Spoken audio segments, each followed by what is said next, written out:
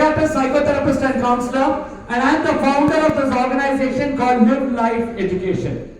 Now what is Live Life Education and why did I start it? Now 2008 I finished my psychiatry and came as a young psychiatrist. I wanted to do something for younger generation. First mother, father will bring their children to me. They will start. Sir, paiyan eppadi pandra sir, ponnu eppadi pandra sir, idu seriyilla sir, adu seriyilla sir, eppadi pandra sir, adu seriyilla sir, idu eppadi pandra sir, adu pandra. Priya set of complaint. Then parents will move out. Children will start. Sir, mother not good sir, father not good sir, teacher not good sir, nobody good sir, only I am good sir. சரி நம்ம என்ன பண்றதுன்னு தெரியாது. நம்ம எல்லா counselling எல்லாம் கொடுப்போம். இது பண்றா அது பண்றா அதுக்கறா பாறா இவன பாறா அவன பாறா. All the counseling I know I will give. The child will sit and listen to me like this. Then he will go home and come back next week. We will also have an interest. Did he practice? Did he not practice? I'll ask him. Then practice பண்ணியா எப்படி இருந்தது? Sir, one day live with my parents sir, you will give me national award for living with them. The second child, sir, you attend my maths class and see for your depression you will come to me only for counseling. And that's what I realized. There's a huge gap between our generation and our children's generation. Yes or no? Yes. You agree? Yes or no? Yes. One child that came into my life really changed my life. The Kolada was brought to me with a single complaint. எந்த கல்யாணத்துக்கு போனாலும் எல்லாரோட வேஷ்டியா ஊத்துறோம். Used to remove everyone's dhoti. So the child was very hyperactive. According to the diagnosis I learned in psychiatry, I wrote ADHD.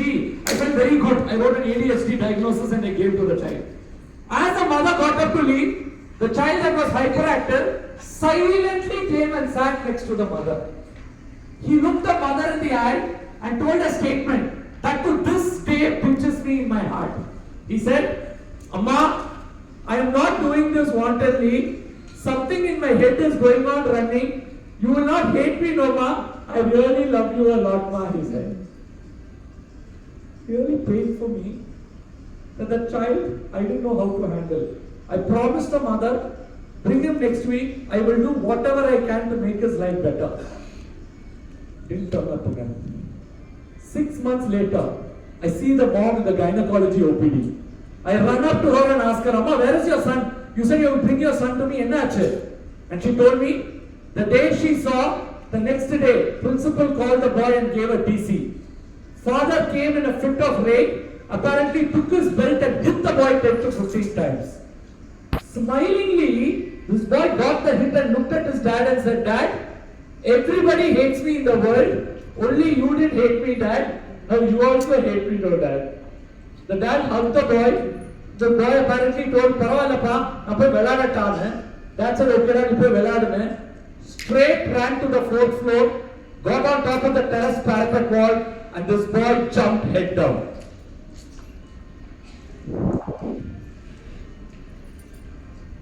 Look at this boy. Hit the ground, split into two. They got the body only from the neck downwards. This death really shook me from within. That child should have lived. That child should have known why he was born in the world. And that day, I made a decision in my life. No child should ever commit suicide in this world. And it was with that interest I started this organization called Live Life Education. Started with one student in my clinic. By grace of God, we have done our program for more than 4 lakh students across India today. And in 2017, I was honored with the Award of Excellence from the Honorable President of India for my work in the area of adolescent depression. A small part of my journey till today. We all agree today's children have a lot of burden, yes or no? You all agree on that, yes or no? Yes. Lot of burden. Technology, which could have actually done a lot of good, is also doing a lot of harm, yes or no? Yes. What could have been a real life changer is also can do a lot of harm, yes or no? Yes. And a last classic thing that I have seen is this 2019. This was the last study done by the government. Look at the study. 10% of children between 5 and 16 have a clinically diagnosable mental health condition, and watch, 70% of those children never take any help all through their life. These are the children who end up as alcoholic addicts, in divorces, anger outbursts, suicidal intents. I was yesterday in Bombay. We had around 500 principals I was addressing. And all of them were talking about one person, a brilliant educator from Bombay. He just jumped from the bridge the day before. He was depressed about many things and he jumped. Today I tell you, mental health, especially for our children, is very, very, very critical in today's generation of AI. This was how jobs were selected previously. Look at this. How a job, what is the requirement? Now, look at a job for today. This is how Apple actually puts its jobs. Can you all see the difference? Yes or no? And one of the things that's very, very critical in this is this study.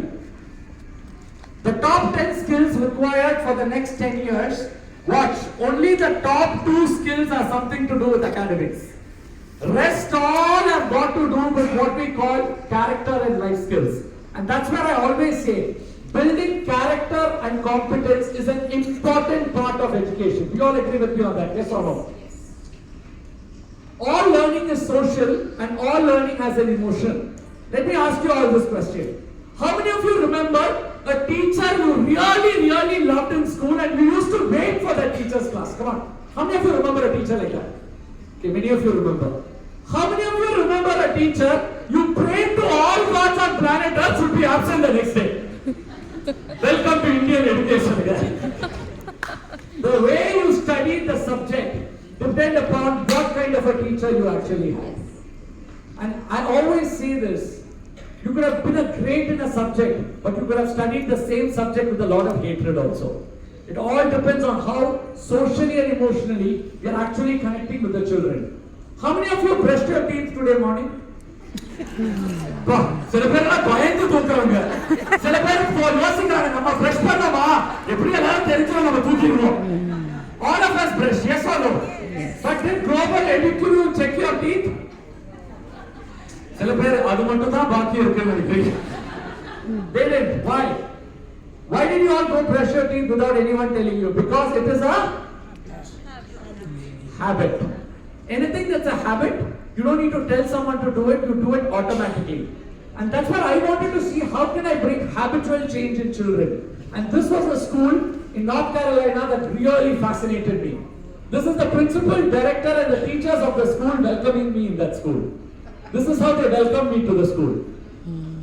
All the children were glowing with happiness. They were so joyous to receive me. And every child here was treated like a leader. This was a principal who transformed the school. With the shutting down orders, she attends a program of Stephen Covey called the 7 Habits. She comes back to her school, teaches it to the children, children teaches it to the parents, parents take it into the society. This school goes on to have from 40 children to 850 children and goes on to become 2-time magnet school in the United States. What I saw in this school fascinated me.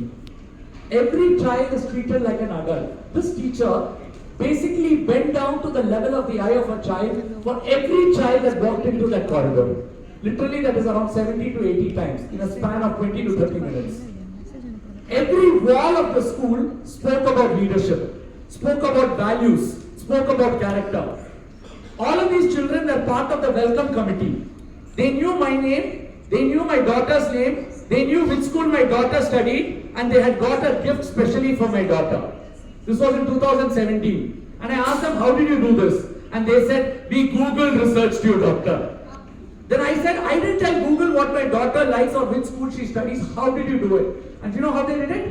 These kids took a screenshot of my photograph from Facebook, circulated it to the parents group asking, any of you please tell us, do you have a common friend with him? 4 of the parents from that school had common friends with me, Indian parents, and one of them had a common friend who happened to be my best friend. All of this was done by kids of 3rd, 4th and 5th standard. One thing that I saw very beautifully in the school was trust. I always tell you, children will listen to you if they trust you. Parents come and tell me, my children don't listen to me. I say, you've lost trust. That's a fair reality that we need to face. I'll show you this with an example. All of you take your left hand out, left hand out, left hand out. So left hand isn't there. Yeah, left hand. Take your right hand up, right hand up, right hand up. Come on, everyone, right hand up.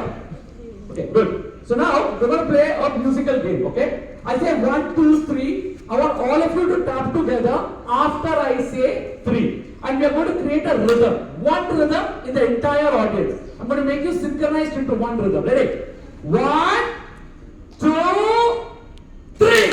Come on, one rhythm. You celebrate. Come on, one rhythm. Up. One rhythm. Okay, ready? 1, 2, 3. They are celebrating. Slower life. Last time, one rhythm exactly at the time. I say 3, we are doing it. Ready? 1, 2. I didn't say 3.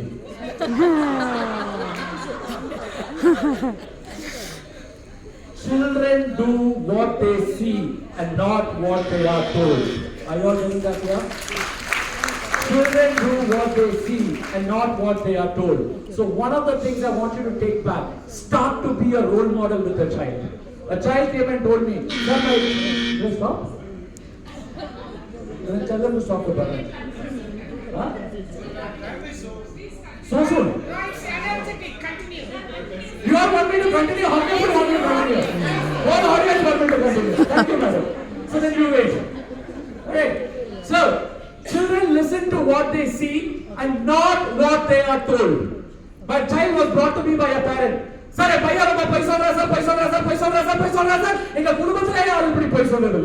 moved the father out and asked the paiyan, sir, daddy is my hero, sir.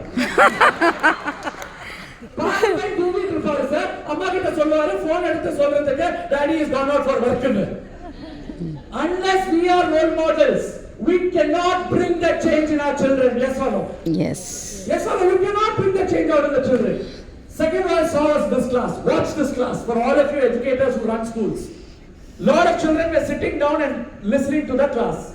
Many children were sitting at the back and jumping around and playing. Now, who decided to sit to where is decided by the child. Suddenly, our child decided to pinadi podu, pinadi child. Munadi varudhu, na naniche idella playground da nadakudunu. Exactly at the 35th minute, the teacher conducts an assessment test. And you will be surprised, the child who was sitting down and the child who was playing, 90% of them score above the 95th percentile. And the teacher said very beautifully, sir, if I connect to my children from their world, they will always listen to me, sir. Doesn't matter what it is. Yes. And that was my aha moment. I wanted to bring a system like this to India. So we signed up with Franklin Covey and started with one school in 2017. Today, I work with more than 134 schools across India today. Small part of my journey. Then I'm going to talk more about that. I'm going to talk about the best global practices for all of you all. First, let's start with Japan. Recently, I was in Japan and something fascinating I saw. So all of you note down what I'm saying because I'm going to go very fast. 10 points I'm going to say, but these 10 points can change your children in your school. First one in Japan.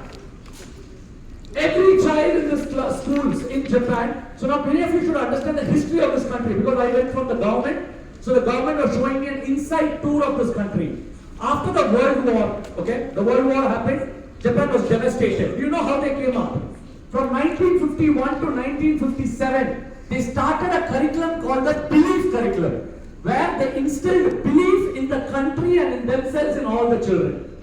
That was how the whole economic revolution started. And I'll tell you what was so beautiful about this. Every child in the school cleans the school, including the toilet. Mandatory.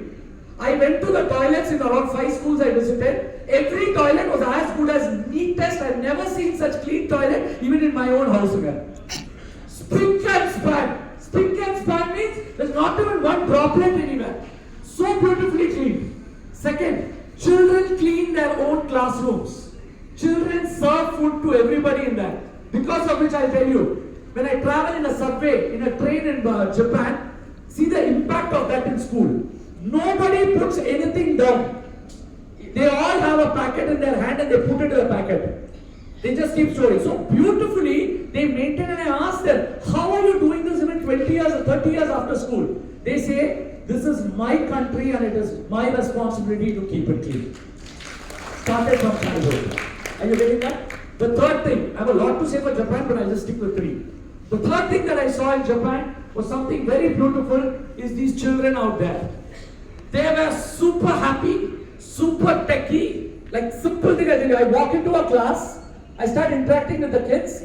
By the time I go out, all of them in their laptops have Googled about me and they're talking about me. They are super tech savvy. They don't have textbooks. These are all 4th, 5th standard kids. Predominantly, they don't have textbooks. They only have worksheets. Most of the lessons are already given to them in the cloud. Children watch the lessons in the home. They come to school only for discussion and clearing of doubts. Discussion and clearing of doubts. Now imagine the amount of time a school has to do other extracurricular activities. Next, let's do the next country, Brazil. This was fascinating. This particular school in Brazil that I visited had more than, for the last 30 years, it's the most drug-infested school, that is the drug-infested area, center is that school in Brazil. This particular girl, can you all see this girl? Yeah. So as soon as I enter, there was a grand welcome for me by 1,500 children in Brazil. And I was stunned, the kind of welcome they gave me. It's there on my Facebook page, you can see it later. And this one girl was the person who came and said, "Doctor, I want to take selfie with you." I was like, "Why?" He said, come, we'll take. And then the teacher came and told me, "Doc, do you know who this girl is?" I said, "I don't know who this is."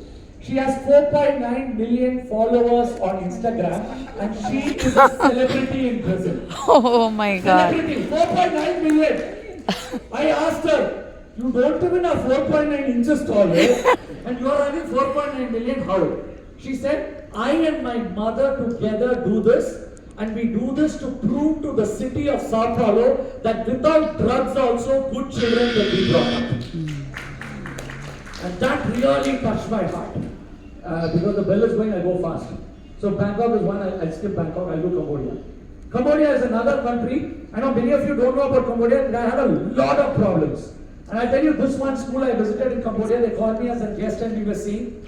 Do you know in this school, as you learn life, because Cambodia economy is very bad, you have these Angkor Wat, Angkor Thom and the royal family alone that's earning. The rest of them are not earning. So this particular district has started a new curriculum called Money, Financial Literacy and Entrepreneurship curriculum. So what they say is, every business leader of that community has to come and adopt 20 to 30 children and has to teach them financial literacy, mandatory 1 period every week. And all the entrepreneurs from that area of that district come voluntarily. Why? Because this is way that they can empower the next people. And you'll be surprised, in this particular school I went at, around 9th grade kids, they had around 30 individual D2C businesses running right now. At that time when I went. That was the level of ownership that the children picked up. Last is the US. This is my favorite. This was when I had spoken at the Global Conclave. One thing that I saw in US there are different districts and you should understand 98% are public schools. So this was a public government that invited me to speak over there. And when I spoke here, one concept that I loved about US is this concept called gratitude. Many of us don't have much gratitude for people in our lives. Why? Because it's understood. Especially in South India, we say everything is understood. I don't know what does understood mean. Even telling I love you is wrong. If I hug my wife in the dining room, my wife looks and says, "CCTV is there, your mommy is seeing me." Because everywhere we are scared even to hug. I really feel sometimes very sad about South Indians. We don't even hug people. We are like, you stand there, I stand here, namaste. We don't even come close to hug each other. And this is something I saw, a very profound curriculum, which is called the gratitude curriculum that was done. And I'll show you how I implemented it. This is a girl, very pretty looking girl sitting in one of my workshops. And she was the sincere girls. If you crack a joke also, they will write down the joke and then only laugh. The sincere people, even joke also, they will write down and then only laugh at the joke. So that type of a girl. And the break came and she stood up and her hands were twisted and her legs were twisted. She started to walk like this. She had cerebral palsy. At the age of 6, she had developed progressive paralysis. At age of 11, her father left her. At age of 14, she was sexually abused. At the age of 16, she did her first attempt at suicide. And then her mom saved her and took a promise that she shouldn't die before she died. When she did this program, she was in her MCA final year. We did a process called gratitude. You'll be surprised, the next day she came to the stage and said, "Doctor, something beautiful happened in my life." I asked her what happened. I went straight to the mirror, doctor, look at my eyes, and for the first time in my life, doctor, I said, I love you to myself, doctor, she said. Now, many of us in schools are taught why we don't look good. What is wrong with our face? The pimple that is spoiling it. How many of us are taught teaching our children how to love themselves for who they are? She came on stage non-stop for 45 minutes. This girl danced to the song Lungi Dance. Today, this girl Ramita works as Vice President HR in EMC Squad company in Bangalore today. Second is this girl. You know, there are times in your life where you work with certain people, you want to change their lives, but they change your life. These are those group of people, all acid attack victims, third-degree acid attack victims. And this one girl was fascinating. When she was 6 months old baby, the father throws acid on the mother, splashes on her, and entire half of her body is burnt. Half of her body burnt. Mother dies on the spot. An NGO in Bombay adopts this girl and does full body skin graft. She finishes her 10th standard at 16 years. She finishes her 12th standard at 18 years. At 21, she finishes BCom. At 23, she finishes her MBA. Today, she is Vice HR head in L&T company in Mumbai today. And I asked her, how are you so happy? She said, beautifully, I'll tell it in English. எவன் ஒருவன் தொலைந்ததை பத்தி நினைக்கிறானோ அவன் முட்டாள். எவன் ஒருவன் இருக்கிறத வச்சு சாதிக்க நினைக்கிறானோ அவன் புத்திசாலி. நான் புத்திசாலி doctor. The one who sees what he has lost is a fool. The one who sees what he has got is a genius. I choose to be a genius doctor in my life, he said. Doctor, sorry for how many of us? We understand like one day will not be suffice for yeah, you. but it's okay. I'm done. Last one more minute. Sure. I just want to finish with a nice story from India. So these are all my students from across schools that we work with, and all the gratitude letters they write to me. Everybody waits for me to go to school, and why I tell you, because every program of ours, every school I work with, I integrate gratitude in all the teachers. I tell all educators here, get your teachers to be grateful for the school, get your teachers to be grateful for each other, and you can create a wonderful culture in the school. Last, I skip all of this. I go to the last part, Jammu and Kashmir. Now many of us talked about COVID and how education went out. These girls over here never went to school more than 3 months for an entire lifetime. For example, in Jammu, schools don't work more than 3 to 4 months from the time of independence. Either because of the weather or because of curfews. This was the area that we were told to work with the government of India, along with the Indian Army for drug-infested areas in Jammu. Along with the Indian Army, we worked with these children, and we were able to bring out around 138 children out of drug abuse. So that was a big thing that we did. And one thing in that whole area, I was very fascinated, and I want to tell this to all of you. There are many things we criticize in India, but if there is one thing we can be proud of in India, that is our Indian Army. I'll show you that. I was given Z-grade security. I had around 25 armed men protecting me. One particular man in that group of 25 was my body double. That means even if I have to go toilet, only if he certifies I can go to toilet. So there was this one area in Jammu where they all unlocked their weapons and they removed and kept their weapons fully loaded. So I was sitting in the car and the weapon was right here. Every time we went in a bump, my eye also went up and down, the gun also went up and down, my heart also went up and down. Because if he pulls the trigger, nothing on my head will be remaining. So after the third bump, I looked at him and said, sir, can you please off the gun? I don't want to do it, I'm finishing my one.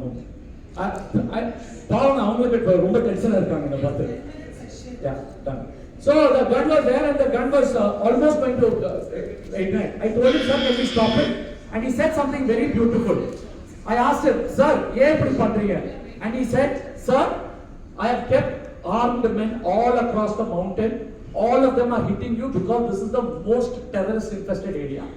If a suicide bomber comes in front, first the sniper will shoot him. If the sniper misses, I will shoot from here.